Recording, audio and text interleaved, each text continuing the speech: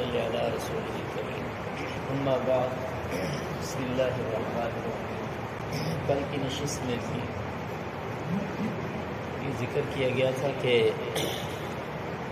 مدینہ طیبہ میں کچھ لوگ ایسے تھے جو انتہائی شریر اور انتہائی فسادی تھے، تو ان کے فساد کی وجہ سے ان کو قتل کیا گیا۔ اس سے پہلے ذکر کیا تھا کہ اسلام کا جو نظریہ جہاد ہے وہ اصل میں فساد فی الارض کے خاتمے کے لیے، اور اس کی پھر مختلف صورتیں ہوتی ہیں۔ جب آپ صلی اللہ علیہ وآلہ وسلم بدر سے واپس تشریف لائے تو ایک عورت تھی، یہودی عورت تھی، اسماء اس کا نام تھا۔ وہ بہت ہی شریر عورت تھی، اور اس کا کام یہ تھا کہ ایک تو وہ رسول اللہ صلی اللہ علیہ وسلم کے خلاف اشعار کہتی تھی، شاعرہ تھی، تو رسول اللہ صلی اللہ علیہ وسلم کے خلاف آپ کی مذمت میں اشعار پڑھتی تھی، اور مسلمانوں کے خلاف جگہ جگہ پہ شعر پڑھتی، لوگوں کو اسلام کے خلاف کرنے کے لیے جگہ جگہ پہ جا کے گھروں میں عورتوں مردوں کو تیار کرتی، مسلمانوں کے خلاف برانگیختہ کرتی لوگ، اور مذہب کے خلاف لوگوں کو ابھارنا، برانگیختہ کرنا، یہ ایک بہت بڑا فساد ہے، کیونکہ اس کے نتائج بڑے خطرناک ہیں۔ تو یہ اس کا ایک بڑا جو فساد تھا وہ رسول اللہ صلی اللہ علیہ وآلہ وسلم کی ذات پہ اٹیک کرنا تھا۔ ایک نابینا صحابی تھے حضرت عمیر ابن عدی رضی اللہ تعالی، انہوں نے یہ منت مانی تھی کہ اگر رسول اللہ صلی اللہ علیہ وسلم بدر سے صحیح سالم واپس آ گئے تو اس یہودن عورت کو میں قتل کروں گا۔ تھے نابینا۔ اب جب ان کو پتہ چلا کہ رسول اللہ صلی اللہ علیہ وسلم واپس آ گئے ہیں تو یہ اپنی نظر پوری کرنے کے لیے اس کی تلاش میں نکل کھڑے ہوئے، اور بالآخر انہوں نے اس پہ قابو پا لیا کسی جگہ پہ، اور اس کو انہوں نے قتل کر لیا۔ قتل کر کے رسول اللہ صلی اللہ علیہ وسلم کے پاس آئے، اور آ کے آپ صلی اللہ علیہ وسلم کو بتایا کہ یا رسول اللہ، میں نے اس یہودیہ عورت کو قتل کر دیا ہے، تو اس پہ مجھے اب کوئی مواخذہ تو نہیں ہوگا کیونکہ میں نے ایک انسان کو قتل کیا ہے۔ تو آپ صلی اللہ علیہ وسلم نے فرمایا کہ جس عورت کو تم نے قتل کیا ہے اس پہ دو بکریاں بھی آپس میں سینگ نہیں لٹکائیں گی، تو تمہارے سے کیوں کوئی مواخذہ ہو؟ تم نے اچھا کیا، تم نے اس کو قتل کیا۔ تو حضرت عمر رضی اللہ تعالیٰ عنہ وہاں موجود تھے، وہ کہنے لگے کہ اس نابینا کو دیکھو کیسے چپکے سے جا کے اس نے جو ہے اللہ اور اللہ کے رسول کو خوش کر دیا ہے۔ تو نبی کریم صلی اللہ علیہ وسلم نے فرمایا کہ اس کو نابینا نہ کہو، یہ تو دیکھنے والا ہے۔ اگر یہ نابینا ہوتا، نہ دیکھنے والا ہوتا، اندھا ہوتا، انہوں نے کہا کہ یہ اندھا ہے، اس کو تو کچھ نظر ہی نہیں آتا، اس نے کام کر دیا۔ تو نبی کریم صلی اللہ علیہ وسلم نے فرمایا کہ یہ اندھا نہیں ہے، یہ تو دیکھنے والا ہے، یہ اندھوں کے کام تو نہیں ہے، یہ تو دیکھنے والوں کے کام ہے۔ تو بہرحال ایک یہ فسادی عورت تھی جس کو قتل کیا گیا، یہودی تھی، اور یہ بڑی شر پسند تھی۔ یہ ایسی کرتی تھی کہ جو ماواری کے گندے کپڑے ہوتے تھے مسجد نبوی میں آ کے پھینک دیتی تھی، صحابہ کرام کی مجلس لگی ہوتی تھی، یہ وہاں آ کے اپنے کپڑے گندے پھینک جاتی تھی۔ یعنی اس طرح کی انتہائی آخری درجے کی گھٹیا ترین حرکتیں اسلام اور مسلمانوں کو پریشان کرنے کے لیے، رسول اللہ صلی اللہ علیہ وسلم کو پریشان کرنے کے لیے وہ کرتی تھی، تو اس پہ اس کو قتل کر دیا گیا۔ اسی طرح ایک اور واقعہ ہوا، ایک اور یہودی تھا، ابی عافق اس کا نام تھا، یہ بوڑھا تھا، 120 سال اس کی عمر تھی، اور اس کا بھی یہی کام تھا، جگہ جگہ مسلمانوں کے خلاف اور اسلام کے خلاف لوگوں کو بھڑکانا، نبی کریم صلی اللہ علیہ وآلہ وسلم کے خلاف باتیں کرنا، اور آپ صلی اللہ علیہ وسلم کے خلاف اشعار کہنا، اس طرح کے اس کے سارے جو ہے وہ کارنامے تھے اسی قسم کے، جس طرح وہ عورت تھی اس طرح کا یہ بھی تھا۔ تو ایک صحابی تھے حضرت سالم ابن عمیر رضی اللہ تعالیٰ، انہوں نے اپنے دل میں پہلے سے کہیں یہ عزم کیا ہوا تھا کہ میں اس کو یا ماروں گا یا خود مر جاؤں گا، اس کو چھوڑتا نہیں گا، مجھے اگر میرے ہاتھ آ گیا تو میں اس کو نہیں چھوڑوں گا۔ لیکن ان کو موقع نہیں مل رہا تھا، تو ایک موقع پہ رسول اللہ صلی اللہ علیہ وسلم نے فرمایا من لی بہذا الخبیث، اس خبیث آدمی سے ہمیں کون رات پہنچائے گا؟ تو حضرت سالم بن عمیر رضی اللہ تعالیٰ عنہ تھے، وہ فوراً نکلے اور انہوں نے جا کر پھر، کیونکہ نظر بھی انہوں نے منت بھی مانی ہوئی تھی، انہوں نے جا کے اس کو قتل کیا۔ تو یہ جو یہودی لوگ تھے بنیادی طور پہ ان میں سے کچھ اور لوگ بھی قتل کیے، جن میں سے ایک اور کا ذکر بھی آگے آ رہا ہے۔ تو بنیادی طور پہ ان کا جو اصل فساد تھا، جو ان کا شر تھا، وہ مسلمانوں کے خلاف، رسول اللہ صلی اللہ علیہ وسلم کے خلاف لوگوں کو بھڑکانا، لوگوں کو اسلام کے خلاف کرنا، لوگوں کے ذہنوں میں اسلام کے بارے میں شکوک و شبہات پیدا کرنا، اور سب سے بڑا جرم ان کا یہ تھا کہ یہ رسول اللہ صلی اللہ علیہ وسلم کی اعلانیہ گستاخیاں کرتے، جگہ جگہ رسول اللہ صلی اللہ علیہ وسلم کے اوپر باتیں کرتے، گستاخی کرتے۔ یہود کا ایک بڑا سردار تھا، کعب بن اشرف اس کا نام تھا۔ یہ جو کعب بن اشرف تھا یہ بڑا یہودی تھا اور یہودیوں کا بڑا سردار تھا۔ جب رسول اللہ صلی اللہ علیہ وسلم کو بدر میں فتح ہوئی، اس کو بڑی تکلیف ہوئی، یہاں تک کہ اس نے، جب اس کو پہلی مرتبہ پتہ چلا کہ رسول اللہ صلی اللہ علیہ وسلم اور مسلمانوں نے ان کے 70 لوگ مار دیے، 70 گرفتار کر لیا، ابو جہل بھی مارا گیا، فلاں مارا گیا، اس نے اس پہ بڑا افسوس کیا۔ اس نے کہا اگر یہ لوگ مارے گئے ہیں تو پھر زمین کے اندر رہنا زمین کے اوپر رہنے سے اچھا ہے۔ اس کے بعد پھر یہ ہوا کہ اس نے کھلم کھلا اسلام اور مسلمانوں کے خلاف باتیں کرنا، حالانکہ یہ جو یہودیوں کے ساتھ معاہدے تھے ان معاہدوں میں یہ شریک تھا،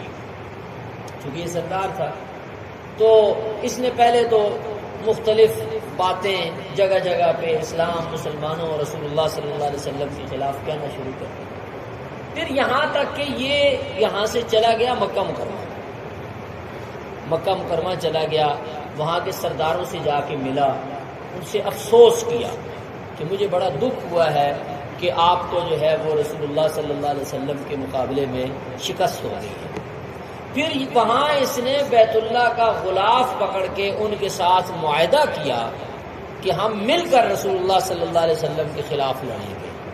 تو گویا اس نے جو ایک معاہدہ ہوا تھا اس سے غداری اس نے کی اور اس معاہدے کو توڑ دیا۔ پھر وہاں سے واپس آیا، واپس آ کے اس نے مختلف سازشیں کرنا شروع کی۔ ایک تو اس نے یہ کام شروع کر دیا کہ یہ بھی بڑا شاعر تھا،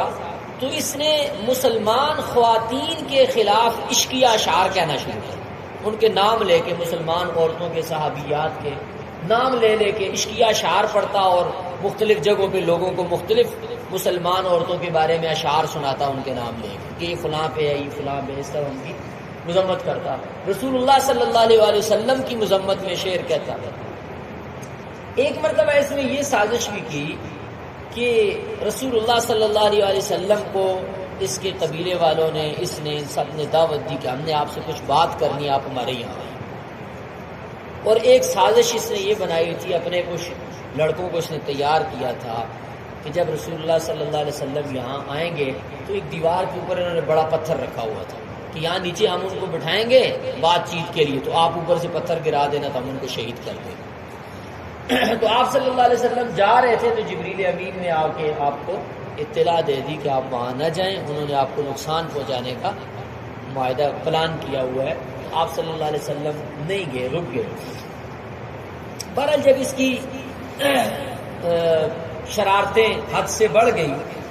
تو ایک مرتبہ پھر رسول اللہ صلی اللہ علیہ وسلم نے صحابہ کو فرمایا کہ کون ہے جو کعب بن اشرف کو قتل کرے اور اللہ کے رسول کو جو اذیتیں وہ پہنچا رہا ہے ان کا جو ہے خاتمہ کرے۔ تو محمد ابن مسلمہ رضی اللہ تعالیٰ عنہ صحابی وہ کھڑے ہوئے، انہوں نے عرض کیا یا رسول اللہ میں یہ کام کروں، لیکن یہ تھا سردار تو اس کو قتل کرنا بھی ذرا مشکل تھا، اس تک پہنچنا بھی مشکل تھا۔ تو بہرحال محمد ابن مسلمہ رضی اللہ تعالیٰ عنہ اس کے لیے تیار ہوئے، اور انہوں نے کعب بن اشرف کے چچا زاد بھائی ابو نائلہ، وہ بھی مسلمان تھے، اور کچھ 2-3 مسلمان اور ان کو ساتھ ملایا۔ عباد ابن بشر تھے، حارث ابن اوس، ابو عبس تھے، یہ کچھ صحابہ کرام دیگر ان کو ساتھ ملا کے انہوں نے مشورہ کیا کہ یہ کام ہم کریں گے۔ یہ 5 لوگ تھے، اور پھر یہ 5 گئے رسول اللہ صلی اللہ علیہ وسلم کے پاس۔ انہوں نے کہا یا رسول اللہ، ہم کعب بن اشرف کا خاتمہ کریں گے، لیکن اس کے لیے آپ ہمیں تھوڑی سی اجازت دے دیں کہ ہم زبان سے اگر کوئی ایسی بات جو اسلام کے حق میں نہ بھی ہو، تھوڑی بہت ہمیں اگر اس کو پھنسانے کے لیے کرنی پڑ جائے تو آپ ہمیں اجازت دے دیں۔ تو آپ صلی اللہ علیہ وسلم نے فرمایا تمہیں اجازت ہے، تم کوئی بات بھی اس سے کرنا چاہو کرو۔ تو یہ 5 لوگ چلے گئے اس کے پاس، وہ چونکہ بڑا سردار تھا، اس کے پاس گئے اور اس کو جا کے کہا کہ ہمارے حالات بڑے خراب ہیں، تو ہم چاہتے ہیں آپ ہمارے ساتھ کچھ تعاون کریں، قرضہ ہمیں دیں۔ وہ مالدار بھی تھا، سردار تھا، تو ساتھ ہی انہوں نے کہا کہ آپ کو پتہ ہی ہے نا کہ ہم مسلمان ہیں، اور ادھر جو ہے زکوٰۃ بھی دینی پڑتی ہے، صدقے خیرات بھی دینے پڑتے ہیں، حالات بھی ٹھیک نہیں ہیں، بڑے مسائل۔ تو اس نے آگے سے ہم کو کہا کہ ہم تو پہلے بھی کہتے ہیں کہ آپ لوگ تنگ ہو جائیں گے اسلام سے اور نبی صلی اللہ علیہ وسلم سے، اکتا جائیں گے۔ تو پھر اس نے کہا کہ آپ ان کو چھوڑ کیوں نہیں دیتے؟ تو انہوں نے کہا کہ نہیں، چھوڑ ہم نہیں سکتے، ہم نے اب قبول کیا، بس ہم انجام کا انتظار کر رہے ہیں۔ تو خود کہتے ہیں کہ دل میں یہ تھا کہ جب اللہ تعالیٰ ان کو فتح دے دے گا اور تم سب کے اوپر جو ہے وہ ان کا غلبہ ہو جائے گا، ہم اس دن کا انتظار کر رہے ہیں۔ لیکن اس نے کہا کہ نہیں، ہم بس انجام کا انتظار کر رہے ہیں کہ آخر میں کیا ہوتا ہے، چھوڑتے نہیں ہیں۔ تو اس نے کہا کہ چلو ایسے ہے کہ میں آپ کو قرضہ دے دوں گا،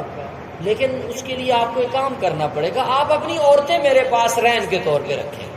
اپنی بیویوں کو میرے پاس میرے گھر میں نوکرانیوں خادماؤں کے طور پہ میری خدمت میں چھوڑیں، جب تک آپ اپنے پیسے واپس نہیں کریں گے تب تک جو ہے وہ میرے پیسے آپ کے پاس ہیں، پیسے لے آنا اور اپنی لڑکیاں لے جائیں۔ تو انہوں نے کہا یہ تو بڑی شرمندگی کی بات ہے، بڑی بےغیرتی کی بات ہوگی، ہم آپ کو اپنی عورتیں دیں، یہ کام تو ہم نہیں کر سکتے۔ تو پھر اس نے کہا کہ اچھا چلو اگر یہ نہیں ہو سکتا تو اپنے لڑکوں کو پھر میرے نوکر کے طور پہ میرے ڈیرے پہ چھوڑ دو، یہاں کام شام کریں گے میرے۔ تو انہوں نے کہا یہ کام بھی نہیں کر سکتے، اس لیے کہ اگر ہم اپنے لڑکوں کو چھوڑیں گے تو ان کی زندگی پہ یہ دبا لگ جائے گا کہ چند پیسوں کے عوض ان کے باپ نے ان کو کعب بن اشرف کی غلامی میں چھوڑا تھا، تو یہ ان کی ساری زندگی تباہ ہو جائے گی، یہ کام بھی بڑا مشکل ہے۔ پھر انہوں نے خود ہی کہا کہ آپ کو پتہ ہے کہ آپ یہ بات تو سمجھتے ہیں کہ ہم لوگ ہتھیاروں سے بہت محبت کرتے ہیں، تلوار اور نیزہ اور یہ چیزیں ہماری پسندیدہ چیزیں ہیں، تو ہم اپنے ہتھیار تمہارے پاس ران کے طور پہ رکھ دیں گے، تم ہمیں قرضہ دے دو۔ اس نے کہا چلو یہ بھی ٹھیک ہے۔ تو پھر اس نے کہا ٹھیک ہے، آپ رات کو آ جائیں شام کو اور اپنے ہتھیار سارے لے آئیں ساتھ، اور ہتھیار اپنے مجھے دے دیں، اور جو قرضہ آپ کو چاہیے وہ لے جائیں، جب آپ میرے پیسے واپس کرو گے تو آپ اپنے ہتھیار بھی واپس لے جائیں۔ اب انہوں نے آپس میں جا کے پھر مشورہ کیا، اور جس وقت کا رات کو اس نے کہا تھا یہ اس سے تھوڑا دیر سے آئے، رات کو لیٹ آئے، لیٹ آ کے دروازے پہ اس کے باہر سے بلایا، آواز دی، شیخ صاحب نیچے آئے۔ تو اس کی بیوی اس کو کہنے لگی کہ اس وقت نہ جاؤ، رات ہے، پتہ نہیں کون آیا۔ تو اس نے کہا کوئی نہیں، وہ میرا رضائی بھائی ہے، ابو نائلہ اور محمد ابن مسلمہ ہے، ان کو پیسے چاہیے، وہ بیچارے بڑے پریشان حال ہیں، اور رسول اللہ صلی اللہ علیہ وسلم کا کہا کہ ان سے بڑے جو ہے نا تنگ ہیں، تو وہ میرے پاس آئے، ان کے ساتھ مدد کرنی چاہیے۔ تو اس وقت تو ویسے بھی کوئی آواز دے تو باہر نکلنا چاہیے، یہ تو اپنے لوگ ہیں، تو میں جاتا ہوں ذرا دیکھتا ہوں کہ یہ کیا کہتے ہیں، اور ان کے ساتھ کچھ میرے معاملات ہیں، میں وہ کر کے آتا ہوں۔ یہ باہر آیا تو بڑی اس نے خوشبو لگائی ہوئی تھی، اور بڑا جو ہے وہ خوشبو سے معطر، کیونکہ امیر آدمی تھا اور سردار تھا، اور عربوں میں جو امیر لوگ تھے آج بھی ان میں یہ روایت ہے، اور اس زمانے میں بھی یہ تھی کہ وہ خوشبو بہت استعمال کرتے تھے۔ تو محمد ابن مسلمہ جب اس کو یہ سارے لوگ اس کو ملے تو محمد ابن مسلمہ نے کہا کہ آپ سے تو آج جو خوشبوئیں آ رہی ہیں آج تک ہم نے ایسی خوشبو نہیں سنی۔ اس نے آگے سے جو ہے نا وہ ذرا اطراع کے کہا، اس نے کہا آپ کو تو پتہ ہی ہے کہ عرب کی سب سے حسین و جمیل بیوی جو ہے وہ عورت میری بیوی ہے، اور میں اس وقت اس کے پاس سے آ رہا ہوں، تو میں خوشبوئیں کیوں نہیں لگاؤں گا؟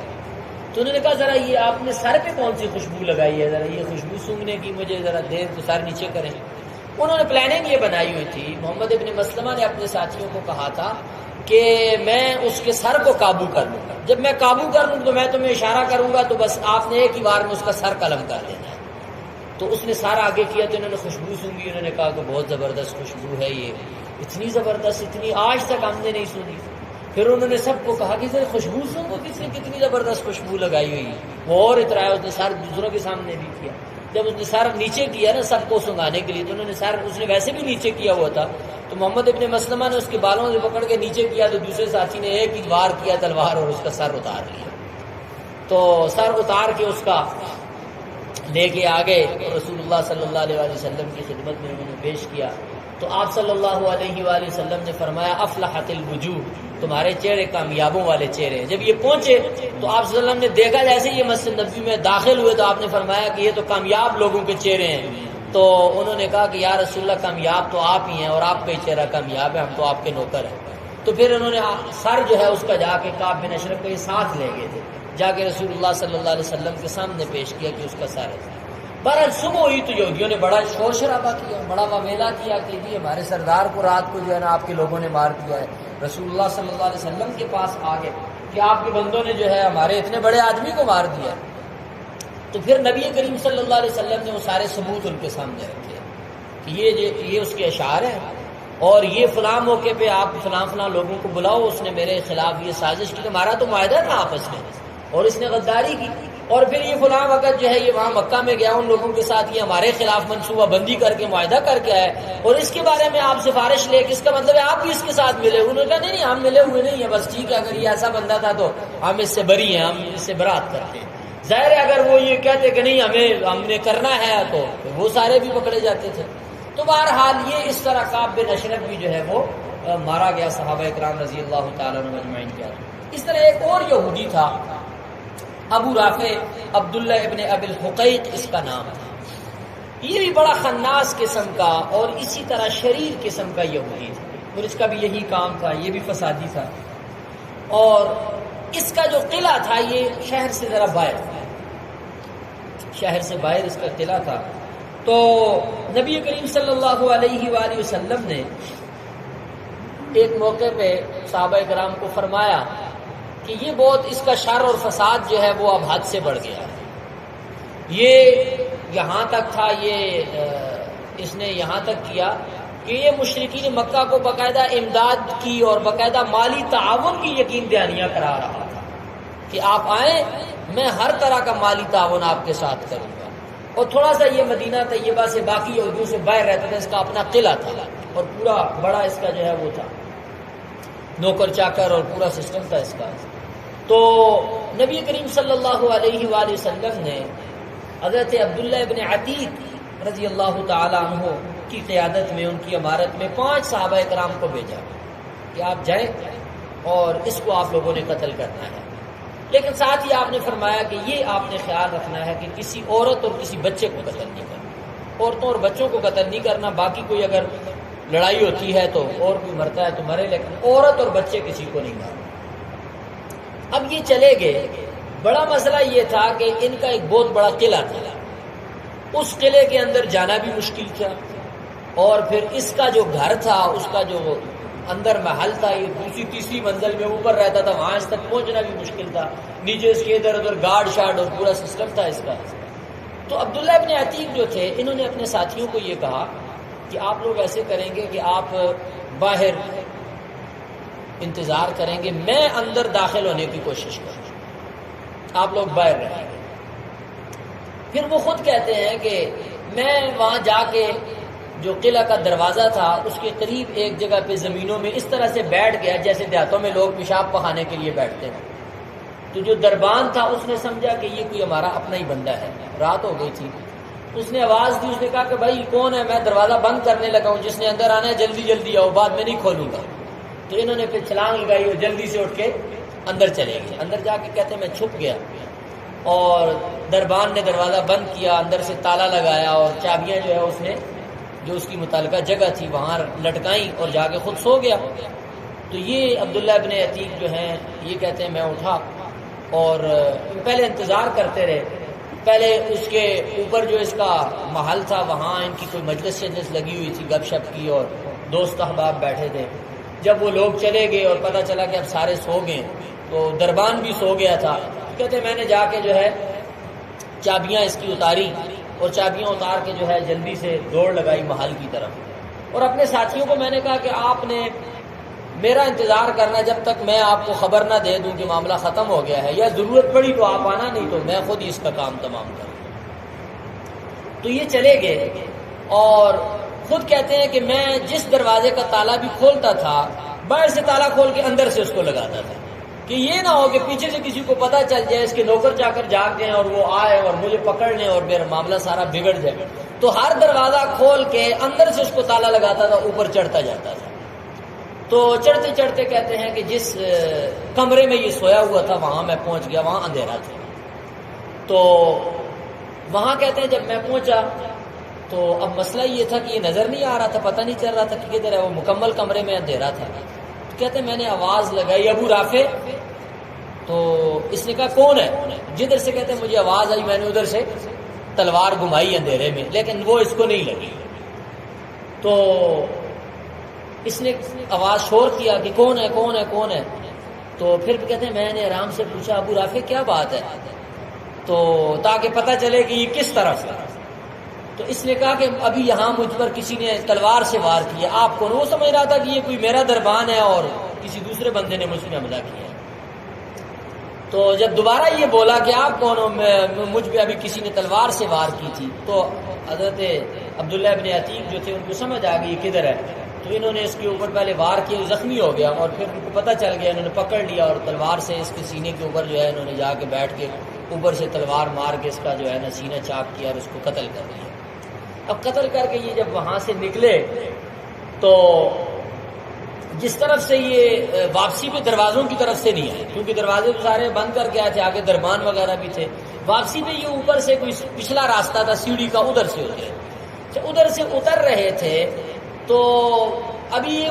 اوپر ہی تھے، چونکہ اندھیرا تھا تو انہوں نے سمجھا کہ شاید میں زمین کے قریب آ گیا ہوں، تو انہوں نے ادھر سے جلدی سے چھلانگ لگائی، لیکن وہ اتفاق سے جگہ اونچی تھی کافی، یہ گرے تو ان کی ٹانگ ٹوٹ گئی۔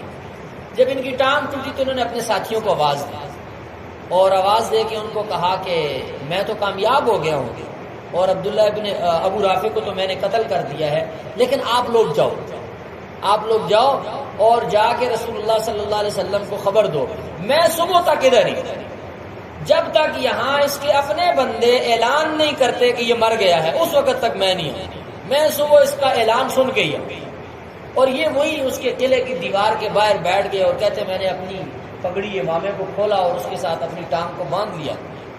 اور وہیں بیٹھا رہا۔ صبح کو اس کے محل کے دربانوں کو جب پتہ چلا، شور شرابہ ہوا، انہوں نے پھر قلعے کی دیوار سے جس طرح اس زمانے کا طریقہ تھا، دربان نے کھڑے ہو کے وہاں سے اعلان کیا کہ ابو رافع جو ہے وہ مارا گیا ہے، اس کو قتل کر دیا گیا رات کو۔ کہتے ہیں کہ جب میں نے ان کی زبان سے یہ آواز سنی کہ وہ مارا گیا ہے، پھر میں اٹھا اور پھر مشکل سے ٹانگ بھی ٹوٹی ہوئی تھی، مشکل سے آیا رسول اللہ صلی اللہ علیہ وسلم کی خدمت میں اور آ کے آپ صلی اللہ علیہ وسلم کو ساری بات، سارا واقعہ بتایا۔ تو آپ صلی اللہ علیہ وسلم کو ساتھ یہ بھی بتایا کہ میری ٹانگ بھی ٹوٹ گئی ہے۔ تو آپ صلی اللہ علیہ وسلم نے فرمایا کہ ٹانگ آگے کر۔ کہتے میں نے ٹانگ آگے کی تو آپ صلی اللہ علیہ وسلم نے اس پہ ہاتھ پھیرا، جیسے ہی آپ نے ہاتھ پھیرا تو وہ اس طرح سے جڑ گئی کہ مجھے یہ پتہ بھی نہیں چلتا تھا کہ کبھی اس ٹانگ کو کچھ ہوا بھی ہے۔ تو رسول اللہ صلی اللہ علیہ وسلم کا یہ معجزہ بھی اس وقت جو ہے وہ ظاہر ہوا۔ تو بہرحال یہ کچھ فسادی لوگ تھے اور ان سب کا جو ایک بڑا فساد تھا وہ رسول اللہ صلی اللہ علیہ وسلم کی توہین تھی۔ یہ جتنے لوگ مارے گئے، جو عورت ماری گئی، کعب بن اشرف مارا گیا، ابن افق مارا گیا، اور اسی طرح جو ہے یہ ابو رافع عبداللہ ابن ابی الحقیق مارا گیا، یہ جو سب لوگ تھے، یہ سب ان کا ایک بڑا جرم یہ تھا کہ یہ سب لوگ رسول اللہ صلی اللہ علیہ وآلہ وسلم کی توہین کرنے کے عمل کے اندر ملوث تھے، جگہ جگہ رسول اللہ صلی اللہ علیہ وسلم کی توہین کرنے۔ اسی طرح کے واقعات سے بعد کی امت نے یہ نتیجہ اخذ کیا ہے کہ جو نبی کریم صلی اللہ علیہ وآلہ وسلم کی توہین کرے گا اس کی سزا قتل ہے، یعنی گستاخ رسول کی سزا کے قتل کا جو قانون ہے یا جو قتل کا فتویٰ ہے یا اس پر جو علماء استدلال کرتے تو ان سب واقعات سے کرتے ہیں۔ کچھ اور بھی واقعات ہیں اس قسم کے، لیکن بڑے بڑے واقعات میں سے یہ ہیں کہ ان لوگوں کا بڑا جرم یہی تھا کہ رسول اللہ صلی اللہ علیہ وسلم کی شان اقدس میں گستاخانہ اشعار کہتے تھے، جگہ جگہ آپ صلی اللہ علیہ وسلم کی مذمت کرتے تھے، تو آپ صلی اللہ علیہ وسلم نے اپنی رضامندی سے بندے بھیج کر ان کو قتل کروایا تھا۔ لیکن ایک بات یہاں اہم ہے کہ یہ بات بھی ذہن میں رہنی چاہیے کہ یہ قتل کرنا جو ہے یہ نظام کا کام، حکومت کا کام، ریاست کا کام، یعنی قانون کے ذریعے سے ان کو قتل کیا جائے، ان کی سزا جو ہوگی قانونی طور پر، کیونکہ اس وقت جو ہے مدینہ طیبہ کی جو ریاست تھی وہ رسول اللہ صلی اللہ علیہ وسلم ہی اس کی اتھارٹی تھی، تو اس لیے کسی عام آدمی کے لیے تو یہ جائز نہیں ہے کہ اگر اس کے سامنے کوئی گستاخی کرے تو اس کو قتل کر دے، عام بندے کے لیے یہ جائز نہیں ہے۔ البتہ ایک دوسرا پھر اس میں یہ چیز شروع ہو جاتی ہے کہ ایک عام آدمی نے اگر قتل کر دیا کسی کو اور بعد میں تحقیق سے یہ ثابت ہو گیا کہ جس کو قتل کیا گیا واقعتاً وہ گستاخ تھا، تو آیا یہ جو قاتل ہے اس سے قصاص لیا جائے گا یا نہیں لیا جائے گا؟ کیونکہ ویسے تو یہ ہے کہ کسی کو قتل کرنے کی سزا اسلام میں موت ہے، قصاص ہے اس میں، تو آیا اس کو قصاصاً پھر سزائے موت ہوگی یا نہیں ہوگی؟ تو اس میں ہمارے اہل علم، خاص طور پہ ہمارے حنفی فقہا جو ہیں، ان کی رائے یہ ہے کہ اس کی سزا جو ہے سزائے موت نہیں ہوگی، کیونکہ اس نے ایک ایسے آدمی کو قتل کیا ہے جو قانونی طور پہ، شرعی طور پہ اور جو سزا کے اعتبار سے وہ واقعتاً وہ قتل کا مستحق ہو چکا تھا، اس کا خون اس درجے کا محفوظ نہیں رہا تھا کہ جس درجے کے محفوظ خون کو قتل کرنے پر سزائے موت ہوتی، کیونکہ سزائے موت ہوتی ہے ایک محفوظ الدم، یعنی ایسا انسان جس کا خون محفوظ ہو، جس کی حرمت محفوظ ہو، جس کی جان محفوظ اور سلامت ہو۔ اور جب ایک آدمی رسول اللہ صلی اللہ علیہ وسلم کی شان میں گستاخی کرتا ہے تو وہ قانونی اعتبار سے محفوظ الدم نہیں رہتا، گویا وہ اپنے آپ کو اس درجے سے گرا دیتا ہے کہ جس درجے میں اسلام لوگوں کی جان، مال اور خون کے تحفظ کی ضمانت ہے۔ تو بہرحال اس سے جو ہے یہ چیز اخذ کی گئی ہے، اور اس پر یہ قانونی طور پہ اس طرح کے واقعات سے یہ چیز جو ہے وہ پھر سامنے لائی جاتی ہے کہ جو لوگ فسادی ہوتے ہیں ان لوگوں کو قتل کرنا یہ ریاست کی ذمہ داری ہے کہ ان کی سزا کے طور پر ان کو قتل کیا جائے۔ تو یہاں یہ بات بھی سامنے رہنی چاہیے، پہلے بھی میں نے عرض کیا تھا کہ اب یہ واقعات جو ہیں یہ ہمیں بتا رہے ہیں کہ اسلام میں جو قتال کا فلسفہ ہے،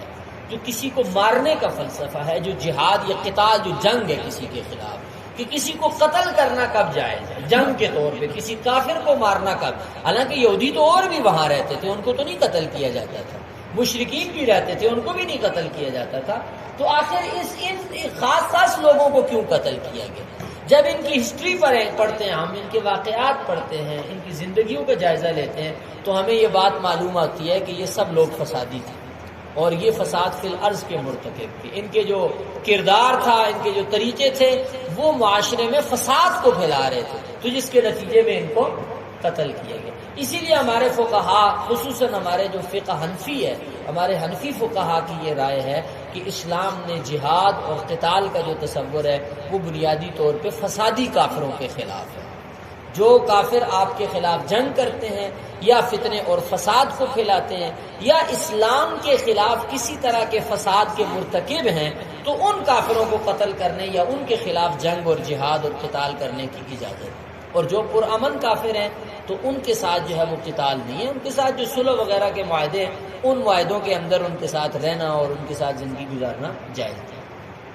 اور اس حوالے سے جو ہمارے حنفی فقہا کا موقف ہے، اس میں وسعت بھی بہت ہے اور لچک بھی ہے، گنجائش بھی ہے، خاص طور پر آج کی اس موجودہ جو دنیا ہے اور یہ جو گلوبلائزیشن کا دور ہے اور دنیا جو ہے وہ ایک گاؤں کی مانند بن گئی ہے، اور اتنا زیادہ پوری دنیا میں اب جتنے کفار ممالک ہیں وہاں بھی ظاہر ہے مسلمان رہتے ہیں، تو اگر صرف کافر کے خلاف ہی جہاد فرض ہو تو پھر تو پوری دنیا میں جہاں ایک مسلمان بھی ہے وہاں اس کو اپنی سلطنت میں جہاد کرنا چاہیے، لوگوں کو مارنا چاہیے، جہاں بھی موقع ملے کسی کو مارو اور کسی کا مال ہڑپ کرو، جبکہ یہ تو اس کی تو کوئی بھی اجازت نہیں دیتا۔ تو لہذا صلح اور امن کے اپنے اپنے ضابطے، اپنے اپنے قوانین۔ اسی یہاں ایک چیز جو ہے وہ بھی سمجھ لینی چاہیے کہ جو کفریہ ممالک ہیں، کافروں کے ممالک ہیں، وہ دو طرح کے ہیں، ایک دار الحرب ہے اور ایک دار الامن،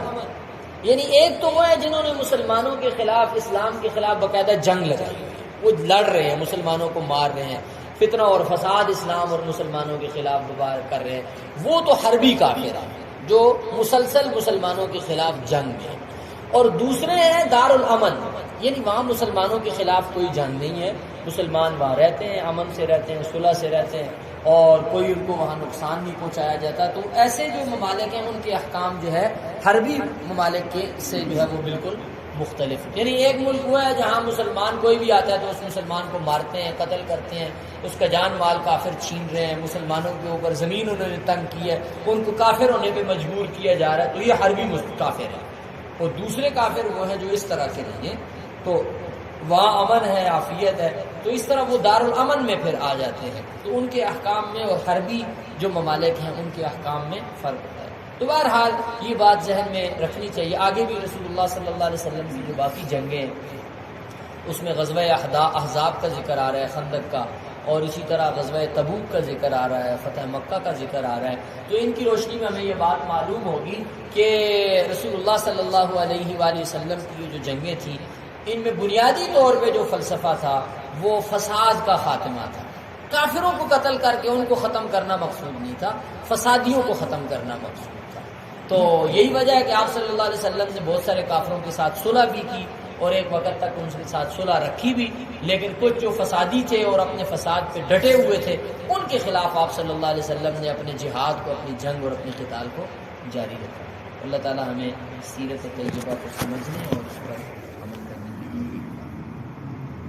اچھا، یہ کل ہم نے تھوڑا سا بات کی تھی